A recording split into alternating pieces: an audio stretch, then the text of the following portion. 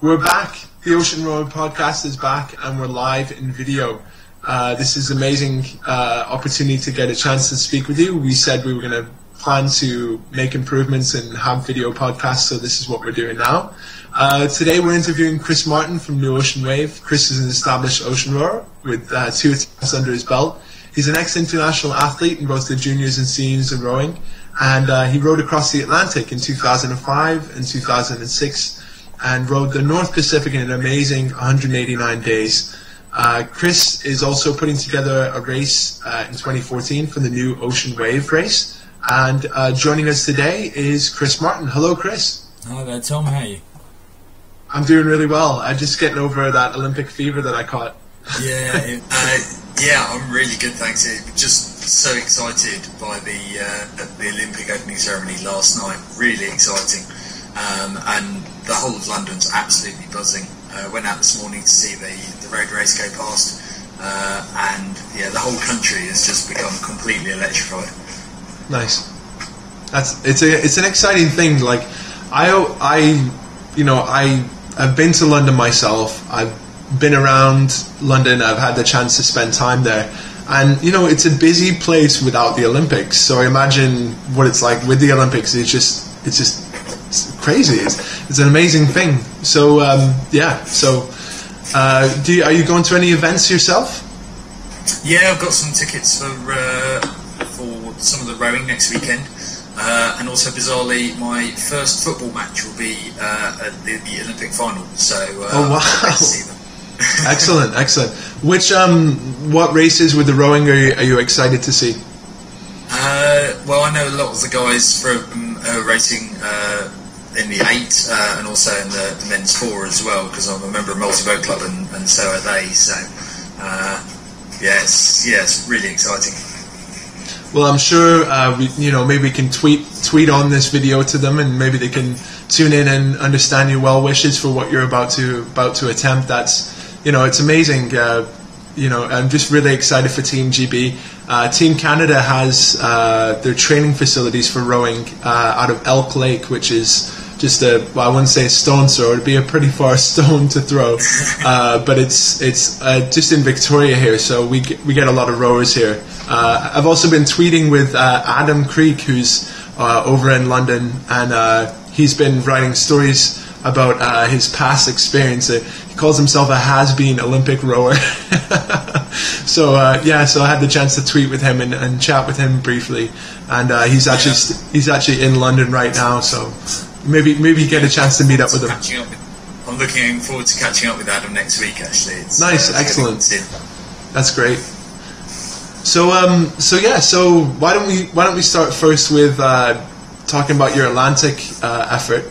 In 2005 and 2006, you spent 68 days solo rowing, and you crossed the Atlantic. That is a huge feat unto itself, just going by yourself and achieving that. Many people have done it, but everybody's experience is unique. Why don't we start by if you had a skill that you say would be useful for doing something like that by yourself, crossing solo or even sailing solo across the ocean, what would you say that skill would be? If there's one thing you could take with you, what would that skill be? I think really interestingly, it isn't the ability to row. Obviously that is really important and does really help, but actually the main thing that any ocean rower or any adventurer really needs is just a rigid belief in yourself, and a really positive outlook. You've got to be upbeat about whatever situation you're in. Obviously understand when it's a serious situation and take it very seriously, but just be upbeat and positive in whatever's going on. Excellent. I think to myself sometimes, when you're on your own for that long, there must be funny things that start to happen. Do you, the movie Castaway where where he starts making, little things like that? Did you have any weird things like that? Like, kissing a picture of your wife or anything specific like that? I do remember actually crawling out the cabin every morning and sort of saying good morning to the sea and good morning to the sun, and sort of asking them what sort of day we were going to have, and then try to sort of give a response to that. So always try and make it a good day, and so I almost felt like I was influencing what conditions I was going to experience, which is always a nice and really positive feeling for that morning, for that day. It's like, right, good morning, Mr. S, the sun. Good morning, Mrs. A, the Atlantic. Also, have another good day. Excellent, bring it on, and then start the day. Wow, that's exciting. Do you do you ever have like memories or anything else like that kind of stands out? Like, do you ever, memories sort of come out of different places? Do you ever have memories of times when you're on there? Do you ever go back in your mind and remember what it was like to do something there? Is there anything that stands out in your mind? Yeah, there's loads of things that stand out. I mean, it was at one stage, probably up to about 2 years ago, I could remember, or until the Pacific, I could probably remember sort of individual days by exactly what was happening with the weather. And as you row along, you sort of just take in all the sights and smells and sounds and the movement of the boat, and that almost gets logged in your memory as, okay, so today there was a brilliant sunrise, then it rained a bit in the afternoon, and the waves were like this and came from this direction, and you could almost track your whole, I could list out almost all 68 days by exactly what the weather was doing and exactly what the waves were doing, which seems really weird that I could list out nearly 2 months worth of days in terms of exact memories of what was happening, because generally it was wake up, go rowing, eat, stop rowing, go to sleep, and repeat and repeat and repeat. But yeah, it's funny to think that I was actually quite aware of each individual day having its own unique character. Mm-hmm. Wow, that's exciting. So what got you started on your quest to row the Atlantic? Was there anything in particular that, one person or a group of people or something you saw? What got you inspired to row across the Atlantic? I think it was just a sense of adventure. It was wanting to do something amazing that was completely different. And ocean rowing, just having finished rowing competitively at an international level, I was then left with this hole in my life as to what to do next. And ocean rowing came at that perfect time when I was deciding what to do. When I wanted to do something a bit more adventurous and have an amazing experience. And I met somebody who'd done an ocean row and loved it, and he said, "Hey, you should give this a try. Maybe go solo." And he gave me some contacts, and I followed them up. And yeah, before I knew it, I had an ocean rowing boat around the back of my rowing club, which I'd chartered, and that was it. My journey had begun. Exciting, really exciting stuff. The first attempt is always the biggest challenge. Getting over that hurdle of learning. All the emergency stuff and knowing your pilotage and getting used to being able to take the boat without the GPS from one place to another. That's a huge challenge, to be able to do that. You mentioned in another conversation that we had about equipment failures. Were there any equipment failures that stand out in your mind from that crossing? And how did you adapt to that? How did you adapt to the equipment failure? So I'd like to say I wasn't particularly lucky. I think luck probably didn't actually come down to it that much. It's far more to do with I had an old boat and I had a lot of second-hand equipment on there, and it worked when I set off, but I didn't look at it with the eyes that I do now, looking at equipment and thinking, when's that going to break?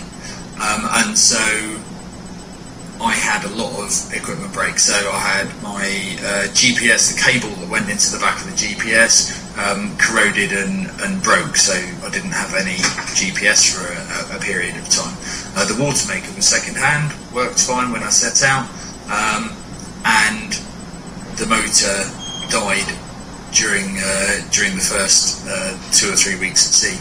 And then my rudder, an old wood one, just had obviously had some water damage.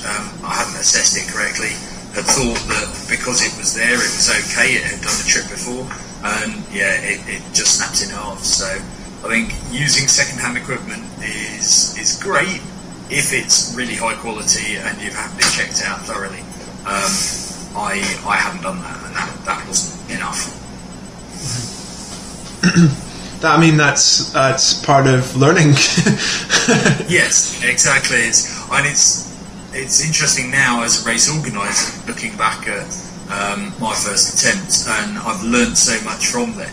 And that was why we also I love being involved in the Association of Ocean Rowers, is that I get the opportunity to make sure that other people don't make those same mistakes that I did. To make sure that when they set out, they're not having to overcome those same challenges, because it's that sort of lack of learning from the mistakes of others is what essentially can hold us fall back. And I think now we're starting to see some real evolution in ocean rowing, which is really exciting, that people are looking at what's been done before, learning from it and moving forwards. And that was what Mick Dawson and myself did in 2009 for the North Pacific trip. So we looked at all the mistakes that we'd individually made previously, look at all the mistakes that everyone else had made previously, and improve on what had been done to make sure that we were successful. Yeah. So while we're on that topic, talking about the North Pacific, I've had a chance to watch the documentary that was put together from the Discovery Channel that you guys put together and the Discovery Channel took on. Tell me more about the North Pacific. Like that itself is a huge challenge with many different things. Like the majority of crossings that people tend to undertake are from generally, the European area, southern European area to the Caribbean, and the Pacific is kind of looked at as what I understand and what I've read as sort of a red-headed stepchild. Sorry to use that expression, but it's kind of it's treated a little differently than the Atlantic. Tell me, what made you want to do that? Like, I know it sounds, a lot of people, when I tell people about what Charlie was attempting, and when I tell people about all these different things, they just don't understand what is the drive to do that. What would you say would be your drive to do that? Was it just because nobody's done it, or what would you say? Yeah, lots of reasons really. I mean, when you look at a map or a globe, and you see the land in green and you see the water and the sea in blue, and one bit of water looks on that scale very much like another bit of water. They're not. It really isn't. The southern oceans are just horrendous. The northern routes, so the North Pacific, the North Atlantic, are considerably more challenging because of their position.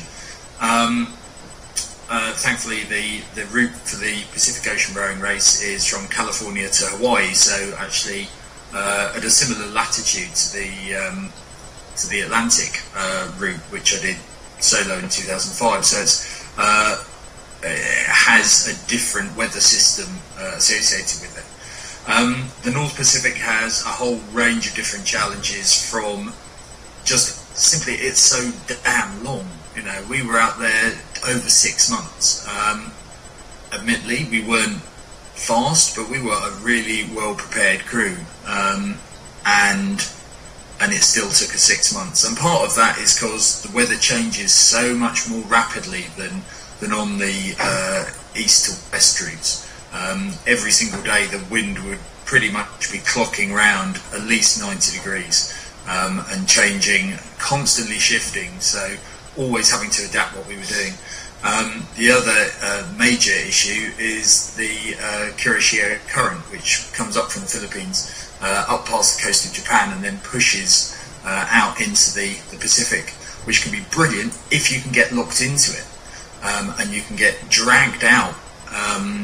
Almost, it sort of feels like cheating, because you're being locked into this ocean rowing current, but you're this water current, hot water current, but you have to be on your guard the whole time, because in an instant you can get towards the edge of the current and then end up in a loop going backwards for several days. And those two things just don't happen on the east to west routes. There might be a little bit of current, but it is nowhere near as strong.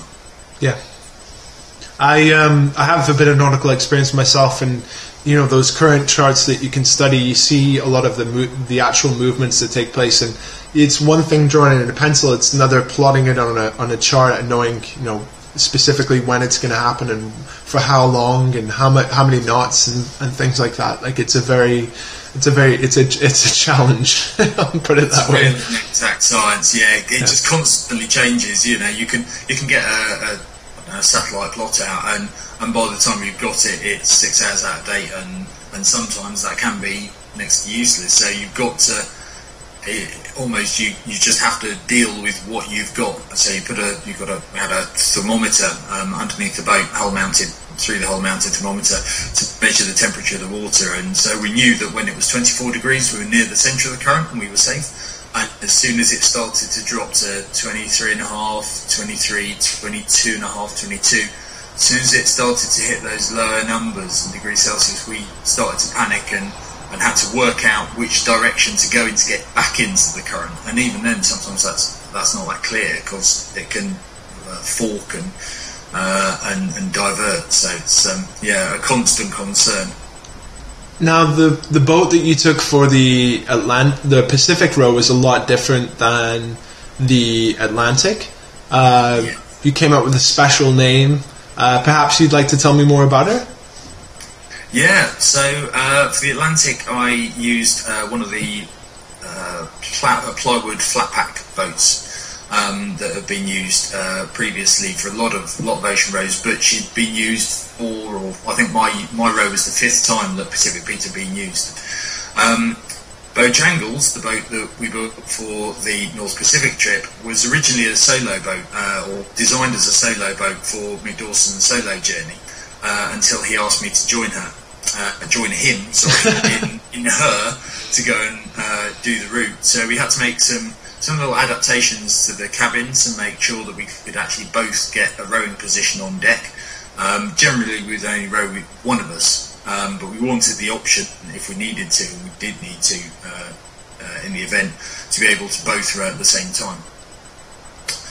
In terms of some of the changes that we made to her, some things that are different to other ocean rowing boats.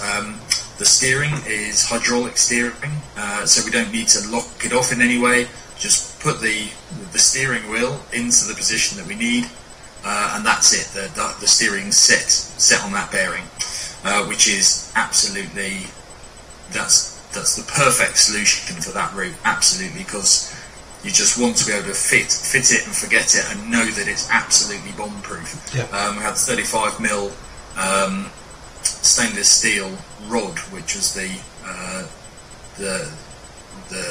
main piece at the back, bolted onto the transom, with some pretty significant bolting action. It was definitely not going to come off, because that was something that we knew had happened before. Mick had his plywood boat had the rudder ripped off it by a wave on his first attempt back in 2001, I think.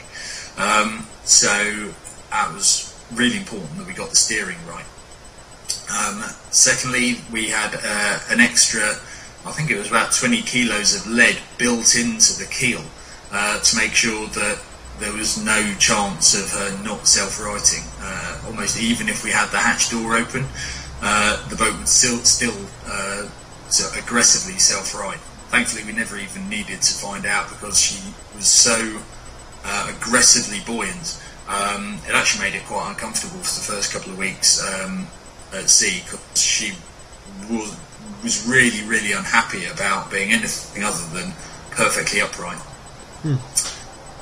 Some of the other little things that we did was we actually had 3 rowing positions, and we could move the feet between them. So there was 2 rowing positions if we were rowing as 2 people at the same time, and then we could move the foot position to a central position, had a central set of gates to put the oars into, and then also a seat that could move up and down throughout the entirety of the range of the rowing deck, meaning that we could essentially have a bit more space on deck as a solo rower, and then when we needed to, we could actually change a gear and shift up to 2 of us.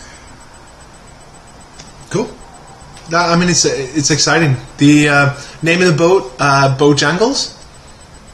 Yes, that was Mick's decision. I believe it was his favourite song growing up, and that was why he. Well, that's why he told me anyway. I'm sure there might be another story behind that, but Mr. Bojangles was a favourite of his. I've met 2 cats named Bojangles in my time, so it's a very popular name. So Chris, we've talked about your 2 attempts. Now let's talk about the most prevalent topic of the day, the race in 2014. You put the call out there for people, and what has the response been like? What is the feedback from everyone? And tell us more about that. Yeah, the feedback's just been phenomenally positive. We've been so I guess surprised by the level of interest in it. It's absolutely blown us away, both from guys in the UK, USA, Canada as well, and then also just all around the globe. We've got guys interested from Taiwan, from Argentina, from Israel. You name a country, and we've got interest from them in the Pacific race, which is just really exciting. And I cannot wait from, I don't know, about just under 2 years to go. And we'll have a huge number of boats lining up on the start line, which is just going to be mental to see everybody setting off from Monterey Bay, and then even better to see everyone arrive safely in Hawaii and Oahu. Nice. That's exciting. I mean, like the way I kind of look at it is another. And there's another race. There's the Talisker Whiskey. There's the Woodvale. There's lots of different ones, and this is very unique. I think personally, for me, because it's on my side of the the continent, I'm able to get down there. I'm able to come and check it out. And I know there's a few people from Canada planning to be in the actual race. So the more the more it is of an international thing, the more it draws more bodies into this, and it gets me thinking about it. If people are interested in finding out more about the race, where would you say is the best place for them to look? So we've got a website, which is newoceanwave.com. And that's got a whole load of information on there. It's got some free resources as well if you're just trying to put any ocean rowing program together or a campaign together. So draw on us for that. And just give us a call, drop us an email, and get in touch via the website. Register your interest there, and we'll give you a call back and see how we can help you. Excellent. That's amazing, and that goes for anybody who's sort of a beginner wanting to get into the race and things like that. You guys have the resources to help them with that kind of thing. Yeah, definitely. We're already looking. Well, we already just ran one of our seminars, our first introduction to ocean rowing seminars at Twickenham Yacht Club last weekend with Andrew Morris and Bojangles, as he was rowing through the British waterways as part of his OAR 2012 challenge. So it was brilliant to have that opportunity to show everyone around an ocean rowing boat. Had guys tasting a bit of food, showing what a sea anchor looks like and how to deploy it. And then we also ran a question and answer session for anybody who's interested in the sport at all. And we had a great response to that. And we're looking at running more of those sessions as we get closer to the race start. That's excellent. it's a worldwide thing. It's starting to be more of a worldwide thing here. Have you had any communication from the Asian continents? Because it seems to me the West is very plugged into this sport. England, America, Canada, and all of these places. Have you had much response from the Asian continents at all? A little bit. Spoken to a couple of guys who are interested from Taiwan, which is fantastic. But I think it's also we've actually had a lot of interest just from the sort of Pacific Rim, so from New Zealand, from Australia, from Canada, and from the USA, obviously, as well. And so, yeah, we'll sort of start to push and let the guys out there and anybody who's rowing or pop along to the Olympic races, see if we can't recruit ourselves a couple of rows from there. That sounds like a good challenge. That sounds to me like, the opportunity to reach out to those kind of people and incorporate them in what's happening. To see Adam cross over from the men's 8 to getting involved with OAR Northwest and the educational stuff he's been doing with ocean rowing is a really great way to introduce people to it. My hope is that more of the people that are involved, the has-been Olympians, as Adam put it, can come out of the sport and sort of put themselves into a position where they could compete. They can actually get involved in the competition, maybe find sponsors, and be able to make it for 2014, so that they can come down and make that attempt to go from California to Hawaii. Chris, we're talking about the race and we're talking about everything else like that. Do you feel, like, getting a boat built, your first attempt, you had to borrow somebody else's boat, which is, you encountered a lot of problems with, and you had trouble with in yourself and what you were attempting.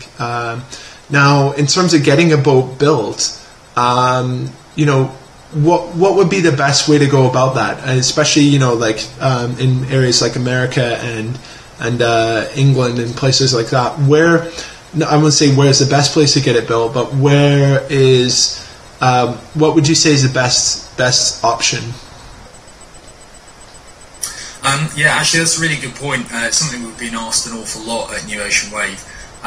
Currently, almost all the ocean rowing boats are built in the UK, and that's mainly because of the heritage and the history in the sport has been driven from the United Kingdom and Great Britain.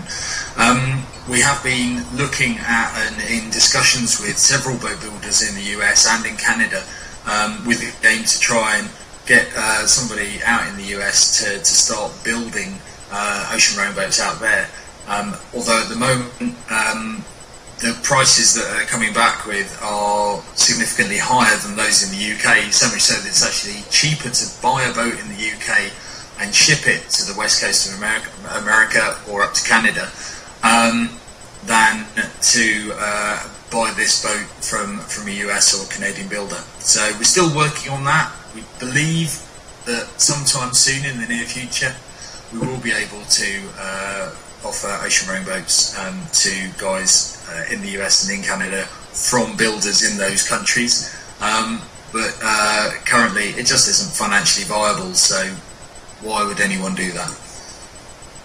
Yeah, I understand. The finances of this are obviously with everybody, and attempts and everything they're getting themselves into, it's a huge part of this. And in terms of, the reward, and also having something like that you can use on a regular basis, it's quite interesting. There's many outlets and avenues. It's a seasonal thing, obviously, but there's many outlets and avenues to be able to participate in something like that and use the vessel in many different faculties so that you get the most out of it. I can understand. With respect to having them built, what would you say?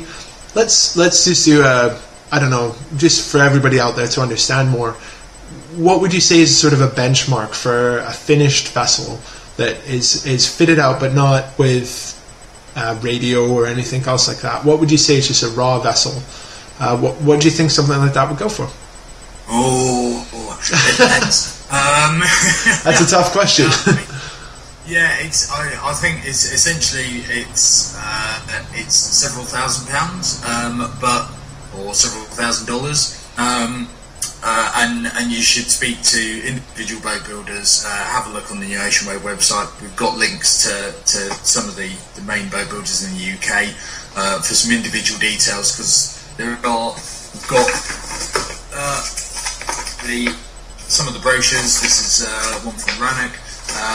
Rosti Yachts have just announced today that they've got the moulds for the solo pair 4, 6, 8 man boats from Atlantic Campaigns. So that's really exciting. That's huge. And that increases the opportunity for more boats to be built. So that's brilliant. But also on the financial side of things is, once you've rowed across an ocean, you can then sell the boat on. And as long as you've done a good job in setting up the boat correctly, the retail value is going to be maintained, and especially for the Pacific race, because there aren't that many boats on the west coast of America or in Canada, which is why that resale value is going to be so much higher, so that those racing in 2014 get the option to sell their boat to those racing in 2016, which is absolutely perfect. You know, like with the vessels, I see so many different things like adventure tourism, the ability to travel from place to place. There's so many different things and reasons why it's a different form than sailing. It's a different way to get around, and it's much more relaxing. Like we have a chain of islands here where you can basically travel around the chain of islands via boat. And that, to me, is for an adventure tourism thing is a very interesting angle on this. You know, the ability to travel to all these different places and have your own accommodation. You know, you'd have that with a sailboat. So that to me, that angle is a really good one as well. Yeah, exactly. And I think actually part of ocean rowing is the training aspect, and it's really important that any crew attempting an ocean row gets in their boat as early as possible and spends as much time learning about the boat by rowing around and doing those sort of little day trips and maybe sort of rowing around a couple of islands as long as the weather's suitable for it, and just spending time at sea. And that's a great way to build on the sport. Absolutely. Well, Chris, I just wanted to take some time to thank you for your efforts here, and thank you so much for getting involved with us. It's just fantastic to get the chance to chat with you, and thanks again. It just means a lot, and good luck at the rowing next weekend. Thanks a lot. Yeah. See you later, Tom. Okay. Cheers, Chris. Ta. So that was Chris Martin from New Ocean Wave. Chris is putting together a race for 2014. Anybody interested should go to newoceanwave.com and check it out. They're still looking for entrants, and we'll have more on boat building and things like that. Please get back to us if you've got anything you want to talk about, any questions you want to ask. Go to oceanrowingpodcast@gmail.com. I can be found in the AOR forum on Facebook. That's the Association of Ocean Rowers, and it's just great to hear from you all and great to chat with you all. Please feel free to send us any messages through, and I'm just really excited to hear from you all and to continue on with spreading the word about ocean rowing and who we are. Thanks.